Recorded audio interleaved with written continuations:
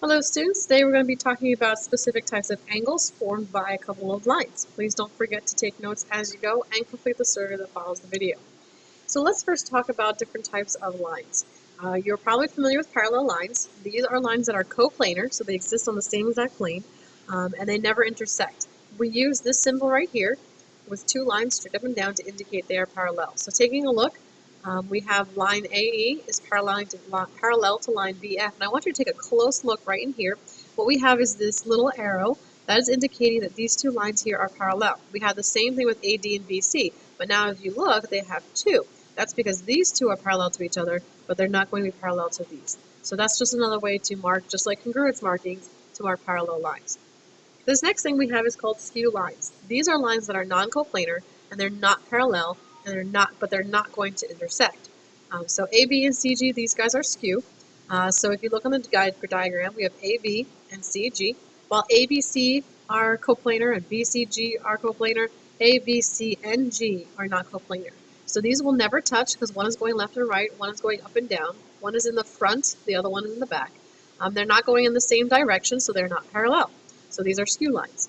The other thing we have are parallel planes. These are the same idea as parallel lines, except we're talking about planes. So this one is the golden or yellow up top and the yellow on the bottom. Those are parallel planes. We also have it left or right and back and front.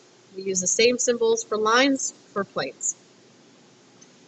Also, please take note that rays and segments can also be considered parallel or skew. They're just not in our diagram here. So there are times where a line will intersect more than one line. These are called transversals.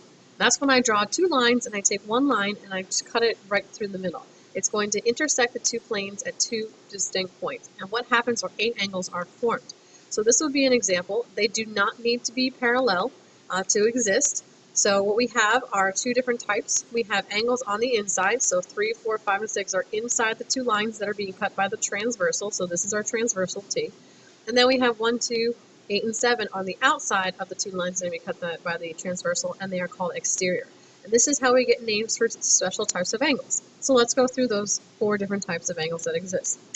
The first one we have are the alternate interior angles. Now I'm going to show you a diagram. As I do this, draw it only one time. You don't need to draw it every single time.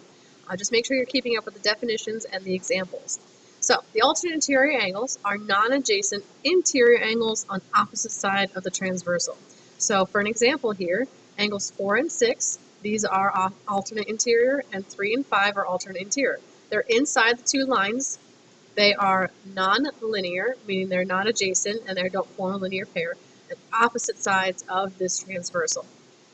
The next one we have is called same side interior. So going along that same type of idea, interior meaning they're inside the two lines formed. Same side means they're right next to each other. So in this one here we have angles 3 and 6, and we also have angles 4 and 5. Okay, so when you draw this one time, and then write down the examples for the different types. So same side interior will be 4, 5, 3, and 6. Don't draw this a second time. The next type we have is the corresponding angles. Corresponding angles are ones that are essentially in the same position. If I were to cut this portion out right here and lay it right on top, these angles will be in the same position. So angles 1 and 5 are in the top left, 2 and 6 are top right, 4 and 8 are bottom left, and 3 and 7 are bottom right. The last one we have are the alternate exterior angles. So again, that same idea, we're looking on the outside. So with this one, it would be angles 1 and 7.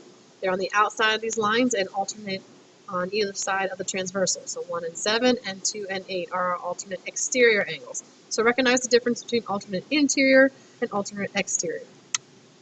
Now we have specific angle relationships as long as these two lines, so for example L and M, if these two lines are parallel, then we have a bunch of relationships that exist on those specific types. The first one would be corresponding angles postulate. Now all of them are going to start with if two parallel lines are cut by a transversal. So the key thing here is that these lines have to be parallel. If that happens, then the pairs of corresponding angles are congruent. So what that's telling us is that this angle, 1 and 5, 4 and 8, 3 and 7, 2 and 6, those values would be the exact same measure. The second one would be the alternate interior angles theorem. So again, if we have two parallel lines, not just any two lines, but two parallel lines cut by a transversal, alternate interior angles are congruent. And then we continue on the other types. The alternate exterior angles also are congruent. The only one that's different is the same side interior theorem. These are the ones that are inside the lines and on the same side as the transversal. They are supplementary. They're going to add up to 180. Again, keep in mind that these all deal with parallel lines. The top three imply that these types of angles are congruent, while the last one add up to 180. If you have any questions, answer them in the survey. Otherwise, please complete the survey that follows the video. I'll see you tomorrow.